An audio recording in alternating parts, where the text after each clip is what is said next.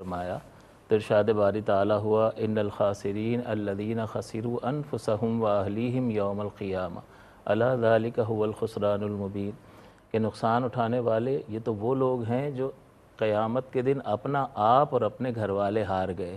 کیا یہ بہت بڑا خسارہ نہیں ہے؟ کیونکہ یہ وہ خسارہ ہے قیامت کا خسارہ کہ irreversible loss ہے، اس کا علم کبھی ختم ہونے والا نہیں ہے۔ صحیح فرمایا آپ نے۔ دنیا کا علم ختم ہو جائے گا، ریورسیبل بھی ہوتا ہے، دنیا کا علم جب تک آپ ہو تب تک رہے گا، اگر پرولونگ بھی کرے گا تو آپ ختم تو علم بھی ختم، لیکن آخرت کا علم اسی لیے اس کو خسران مبین قرار دی۔ اللہ تو حضرت بلال جو تکلیفیں اٹھا رہے ہیں وہ اس لیے اٹھا رہے ہیں کہ انہیں سمجھ میں آ گیا کہ ان کا رب یہاں پر پہنچنے والی کسی بھی مصیبت کو، حتیٰ کہ جان جانے کو بھی خسارہ قرار دیتا ہی نہیں ہے، وہ تو آخرت کے خسارے کو خسارہ قرار دیتا ہے۔ تو امام عالی مقام کے جتنے بھی رفقائے کار تھے وہ آخرت کی طرف دیکھ رہے تھے۔